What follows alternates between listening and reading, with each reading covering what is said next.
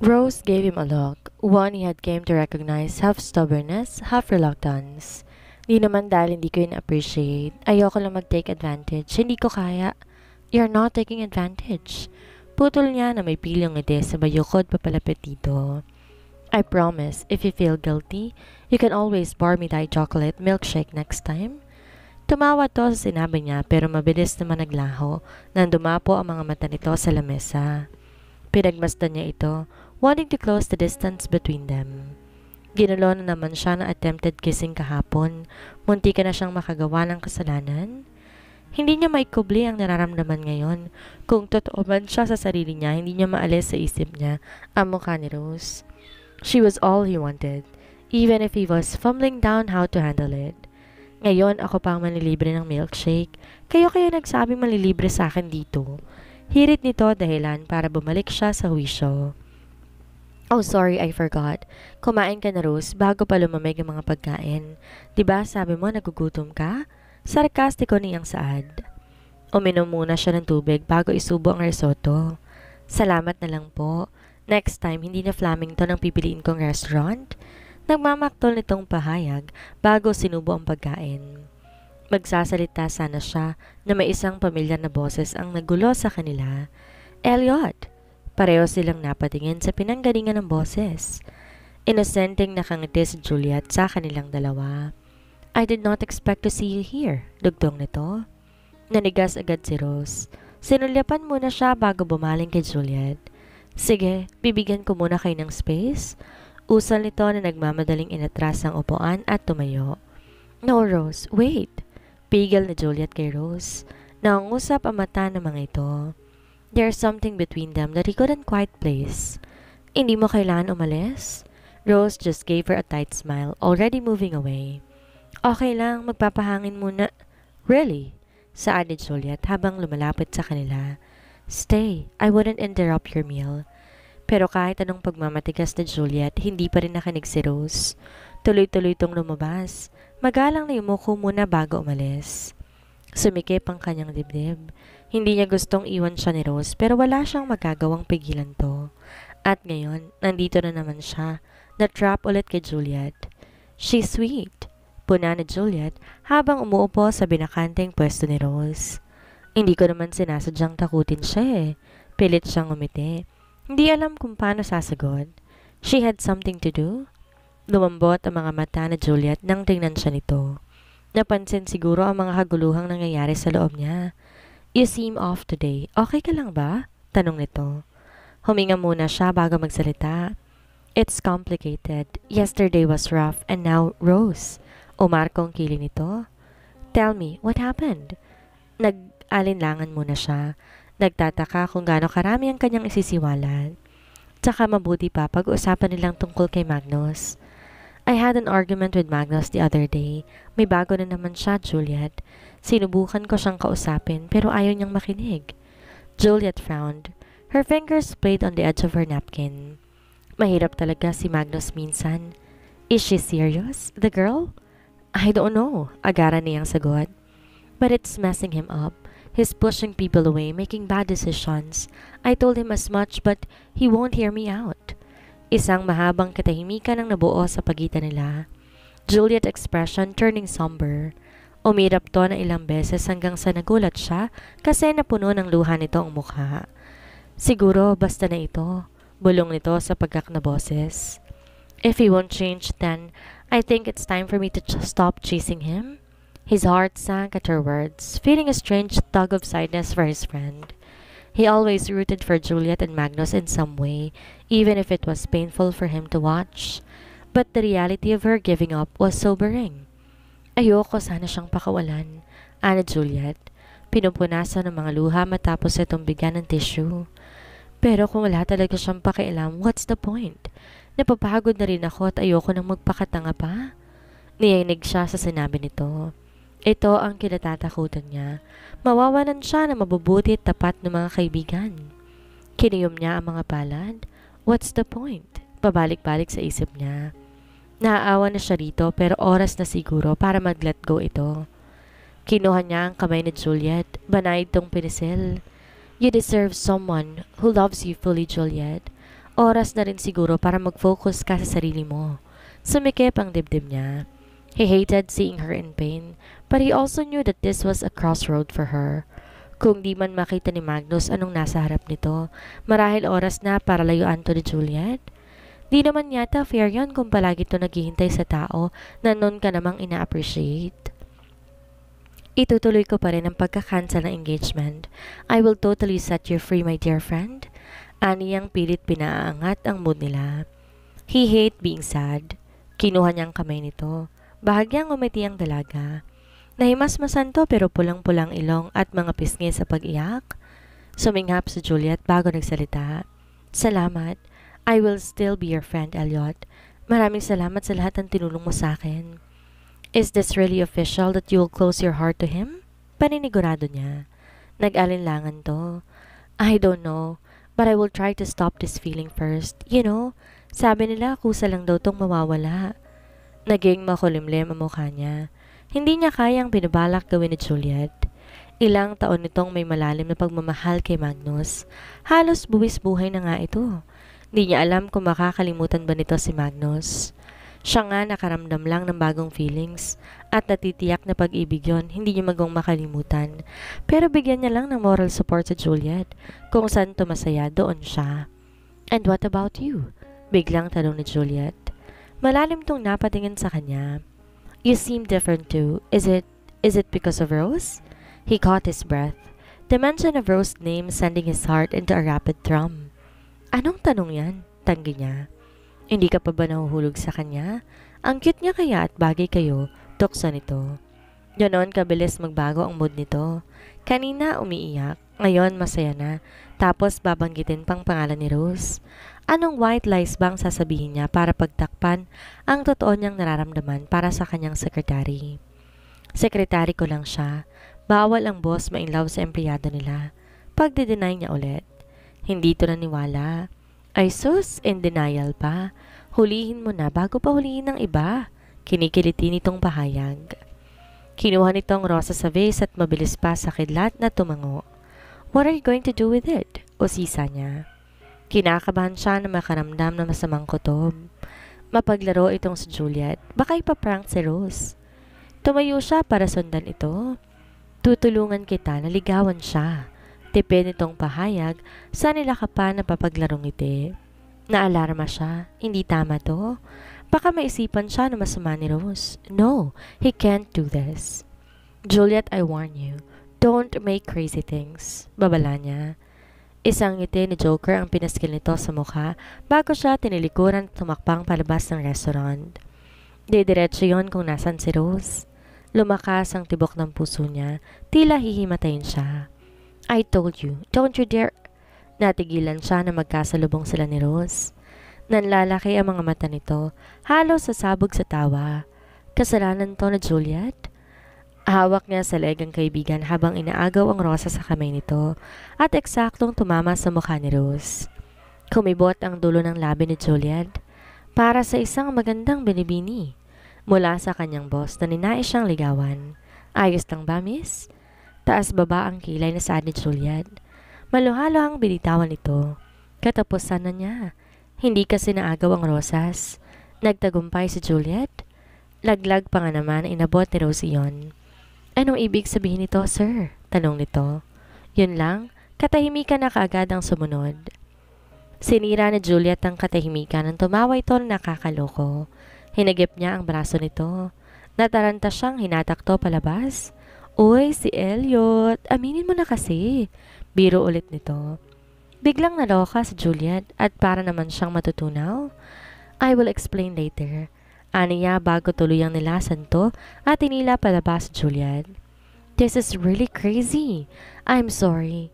Very happy seeing my friend so in love with someone else. She retorted. Can't stop laughing. Stop that. I'm not in love with her. Don't fabricate things. Ay sus, deny pa more. Juliet, sabi niya. Nasa tono niyang titirisin niya ito. Nasa instinct na nito kaya mabilis itong tumakbo palayo.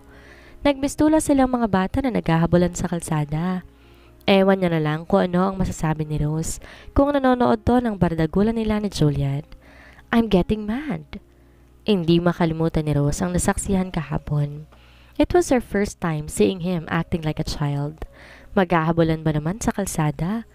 Kahit hindi niya alam ang dahilan, basta natatawa siya kapag maalala niya yon.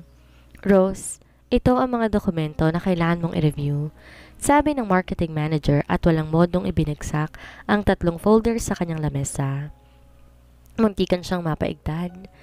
Nasa opisina siya sa ngayon at bali-balita na may masama raw siyang binabala kay Elliot.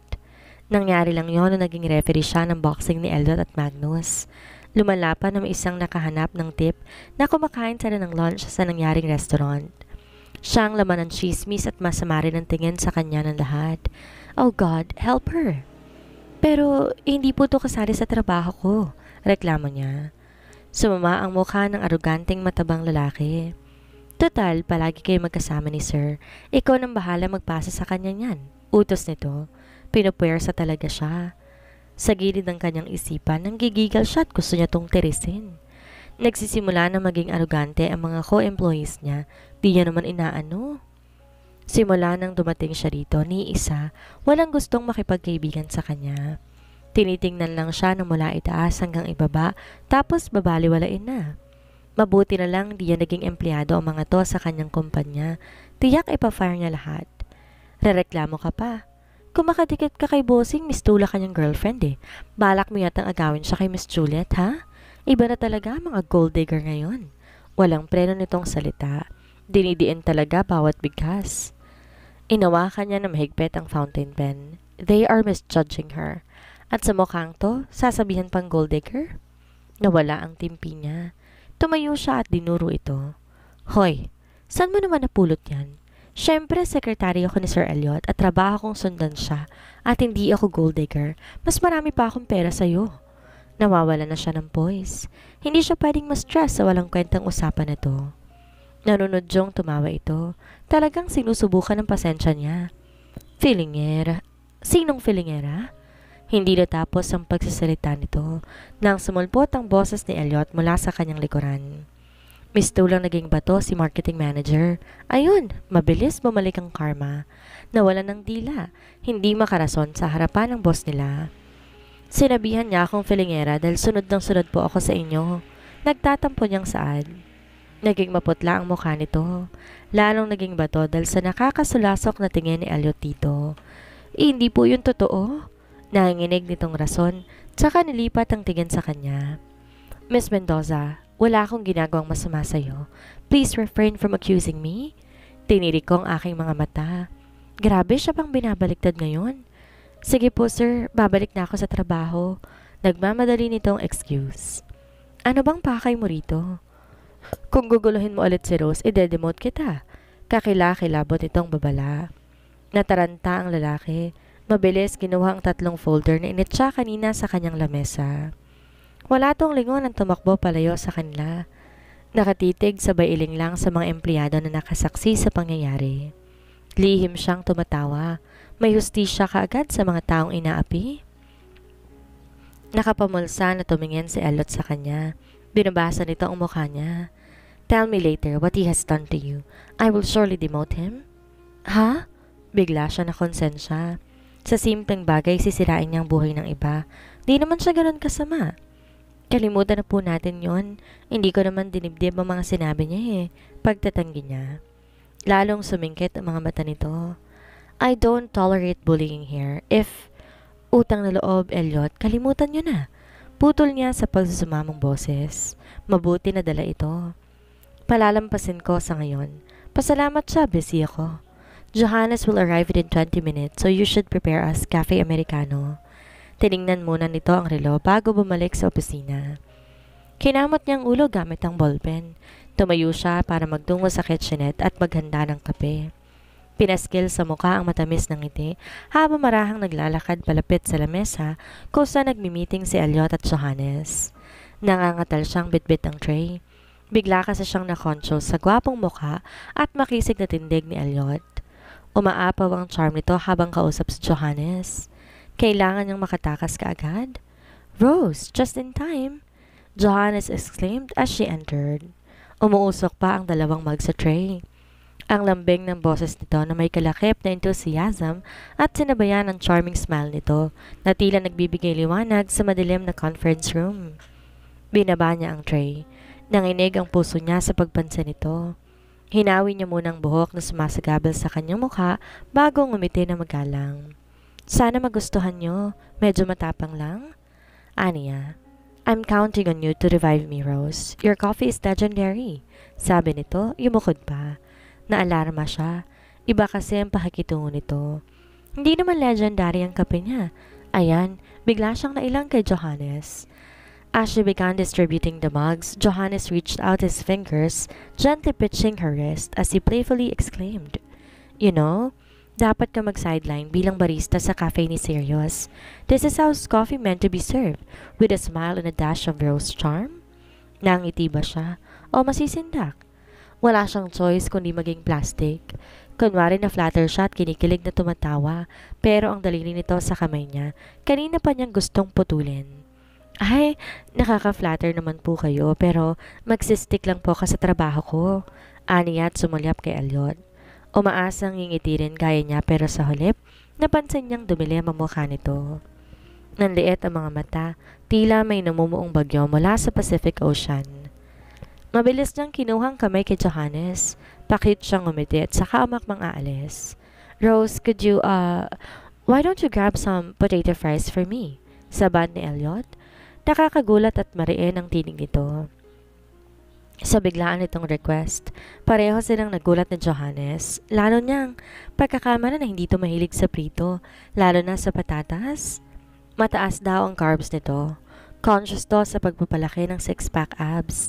Potato fries? She echoed, blinking at him in disbelief. Ngayon? Sigurado po kayo?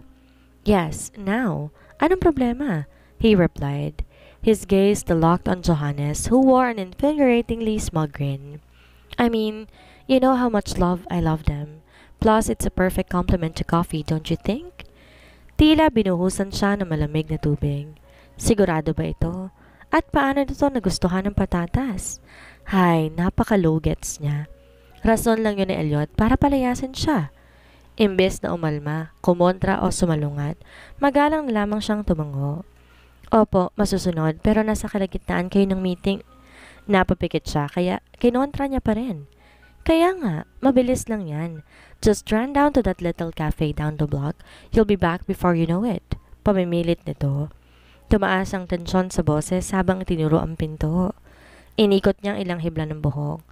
Nababaliw yata siya kay Elliot sa pagbibigla-bigla nito. Talaga bang kailangan? Tanong niya. Umi-insist kahit alam niyang nasa kalagitnaan siya ng tug of war. Pwede ko pong dalhin after the meeting. Elliot's jaw clenched and his voice lowered. I want them now. It's important, understood? Napatigil sila ng ilang sandali. Wala rin siyang magawa, kasama to sa trabaho niya. Okay po, babalik agad ako. Nang umikot siya para umalis, tinawag siya ni Johannes. Sasamahan pa ng kindat. Don't take too long. We need your sparkling personality to keep us awake. Nang galaiti siya, ang sarap suntukin bigla. Nagfa-flirt ito sa kanya sa harapan pa mismo ni Elliot. Bumuntong hininga siya. Nilisa ng conference room na puno ng pagkairita. She hated to be treated like that. Only Elliot can flirt with her. Besides him, other men is not allowed. Napatampal siya na noo sa iniisip niya. You'll come with me tonight, Rose? Anas ni Elliot sa baritonong boses. Nanginig ang puso niya at kumalat ang init sa kanyang pisngi. Is he inviting her to date? Sinumbatan niya ang sarili. Noon ka naman siya i-date, baka mag-boyfriend ba sila? Tamang sinabi ni marketing director, feelingera nga siya. Hindi lang yun, assuming pa. Sino bang hindi sasama sa malagrik god na boss niya? Kung ito ang kidnapper niya, kusang sasama siya. Ay, baliw ka talaga, Rosette. Saan po? Painosente niyang tanong. Saan ba maganda? Wala ko maisip. Anito na kinamot ang panga habang nakatitig sa kisame. Doon na lang kaya sa bar ni Sir Johannes. Suhestyon niya na ikinasama nito ng tingin. Are you serious? Nagagalit nitong saad saka tiningnan siya ng malalim. Is there something between you? What? Huwag kayong mag-isip ng ganyan. Alam nyo, Never ko nga namimit yan, tas pag-iisipan pa ako na masama. Elliot naman. Bigla itong tumawa. Naging mapula pa ang pisngi nito. At saka for your info, hindi ko type ang mga malalandi. Mukha namang playboy si Sir Johannes, kaya don't worry. Ikaw pa rin ang number 1 sa akin. Dugtong niya. Napapitlag si Elliot. Nanlaki ang mga mata sa narinig. Natuod siya sa kinatatayuan, saka tinutop ang bibig. Nadulas ang dila niya, di niya na pwedeng bawiin. Nagbibigay yon ng motibo na may gusto siya kay Elliot. What did you say? Di nito inalis ang tingin sa kanya. Gusto ulit marinig ang sinabi niya. Sorry, hindi niya na uulitin pa. Wala po, never mind, tanggi niya. Niligpit ang mga gamit sa desk niya at sinukbit ang bag. Hindi gumalaw si Elliot sa posisyon nito. Nakatukod ang mga kamay sa lamesa at mataman siyang tinitingnan. Please repeat it. I want to hear it again. Pagmamatigas nito. Umiling siya. Tara na. Inawakan niyang palapulsuhan nito at hinila palabas ng opisina na hindi tinutugon na sinabi nito. Once is enough because twice is dangerous. Nadatnan niya ang sarili sa madilim at mataong bar ni Johannes. Halatang Biyernes ngayon kasi weekend at araw talaga ng mga gustong gumala. Pinagtataka niya bakit kanina pa hawak ng hawak si Elliot sa kanyang bewang. Sa suot niyang minimalist na damit, wala dapat tong katakot na aagawin siya ng iba. Hindi siya nakapag-ayos, hindi rin revealing ang damit niya. Kung umasta si Elliot, parang siya itong girlfriend. Nakakahiya. Inikot-ikot niya ang tingin. Humahanap ng paraan paano makakawala sa kamay nito. Ayun, nakita niya si Johannes sa bar counter, abala sa pagmimix ng drinks. CEO at bartender ang peg, pero mas bagay maging bartender. Si Johannes Romangoli, miyembro ng Board of Directors ng Malyari Group, CEO ng Human Resource at maliliit nitong businesses gaya ng bar. He is one of the biggest investors. Let's go there, sigaw ni Elliot. Tinuturo ang hindi okupadong pwesto at di niya marinig kasi sobrang lakas ng tugtog ng DJ. Sumalpok ang kilay niya. Ayaw niyang sumama kasi gusto niyang batiin si Johannes. Walang pagdadalawang isip, hinila siya ni Elliot. Wala ka bang balak batiin ng kaibigan mo? Sabi niya sa mataas na boses. Tinakpan pa ang isang tenga. He just frowned. Ayoko ng distorbo. Gusto kitang salohin. Diretsahan itong sagot, subalit di niya marinig ng klaro. Maya-maya tinawag nitong waiter. Give me a black label and an orange juice, sabi nito. Sumama ang tingin niya sa binata, kumibit balikat pa. I can drink naman po, aniya. No, it's too dangerous. But I want to drink, giit niya. I am still your boss, so obey me. Maotoridad nitong utos. Kinusot niya ang damit. Ano ba siya sa tingin nito? Isang bata? Napaka-overprotective naman. Sumandal siya at hindi na umimig. Why are you not talking? Sita nito. Umismid siya. Hindi naman maririnig kasi maingay. Asik niya. So sit beside me. I want to hear your explanation this morning. Kinamot niya ang batok. Wala talaga siya balak pag-usapan yon. Kalimutan na natin yon. It's not important anymore. Reklamo niya. Tsaka ang umuwi nang dumating ang order nila. Sinimsim niya ang juice ng may masamang loob. Biglang kumulo ang dugo niya habang nakikita tong ini-enjoy ang alak. She wanted to taste it too. Eto, naging pilya siya. Wala siyang modong inagaw ang baso nito at isahang nilagok. Laglag ang baba ni Elliot na tiningnan siya at di siya nag-aksaya ng oras na layasan to. Tumakbo siya sa loob ng mataong bar. Napapahawi ang sumasayaw sa dance floor dahil sa kanya. Para siyang baliw na tumatawa patungo kay Johannes. Ngayon, masisiraan na ng bait ang boss niya. Kinalabit niya sa Johannes. Lumiwanag ang mukha nito na makita siya. Am I dreaming? It's really you? Yeah, nice seeing you here. Aniya at kinalimutan sandali si Elliot. You know, you always manage to outshine everyone in the room, don't you? Sabi nito na may ngiti sa labi. Smooth at magaan ang boses. Malambing siyang tumawa. Sa ilaw lang yan, tukso niya. Sinasakyan niya ito para asarin ng boss niya. Pero totoo naman, nakakaakit ka. Rose, putol ni Elliot. May bahid ng inis ang boses nito. Tiritigan niya na masama si Elliot na para bang kakainin to ng buhay. Oh, Elliot is here also, biro nito. Pagkasabi nun ni Johannes, bigla siya nitong kinabig sa bewang. She's mine, Johannes. Nalaglag ang panga niya sa sinabi nito. She's mine. Mariing wika ni Elliot habang nakatitig na nakakasulaso kay Johannes. Nababaguhan sa nararamdaman niya ngayon. Sa tuwing makikita si Rose na may ibang lalaking kausap, parang sasabog siya sa galit. Gusto niya na sa kanya lang atensyon nito. Johannes threw his head back and laughed, the sound light and carefree. "Relax, Elliot," sabi nito at saka tinaas ang kamay na parang kriminal na sumusuko. "I wouldn't cover your woman. I just thought she needed better company for a moment." Bumaga siya ng hangin. "That's good to know because she's mine." Dinadaan lang nito ang tawa dahil sa takot sa kanya. Kilala niya si Johannes at ilang babaeng pinaibig at sinaktan nito. Sa pagiging worldwide handsome, di mapigilang habulin to ng mga babae. May iilan pang ibinahay pero hindi naman seryoso. Note, loud and clear, no need to get territorial, my friend. Pabino nitong saad. Siningkitan niya to ng mga mata. Mahigpit pa rin pagkakahawak sa bewang ng kanyang sekretarya. Nilipat-lipat ni Rose ang tingin sa pagitan nila ni Johannes. Nakaawang ang bibig sa pagkabigla. "Wait, what? Elliot, sir, what's going on?" "Not a thing, darling." Tugon niya sa malamig na boses nang binabaan ito ng tingin. Mabilis ang tibok ng puso niya habang sinasabi mga salitang iyon. Ito ang unang beses niyang tumawag ng darling sa isang babae. "Sinisigurado ko lang na okay ang lahat." Rose blinked, her brows knitting together in confusion. "Darling? Ha? Kailan pa?" "Since now. You are my darling." He caught her smoothly. Binigyan ng matalim na tingin. Kahit hindi niya sabihin, pinahahayag ng kanya mga mata na totoo siya sa nararamdaman dito. Bumangis-ngis si Johannes. Iniling ang ulo at saka inayos ang tindig. Tinapik ang kanyang balikat na nagpapahiwatig na tapusin ang walang kabuluhang bagay. "Well, you two clearly have stuff to sort out. I'll leave you to it." Sabi nito at saka kinindutan si Rose. "Nice seeing you again, Rose." Umakyat ang presyon niya. Nananakit pa rin. Tila gusto niyang batukan. Mabutit mabilis na siya nitong tinakasan. Meanwhile, his secretary turned to him, eyes wide with a mixture of shock and exasperation. "Ano nangyari?"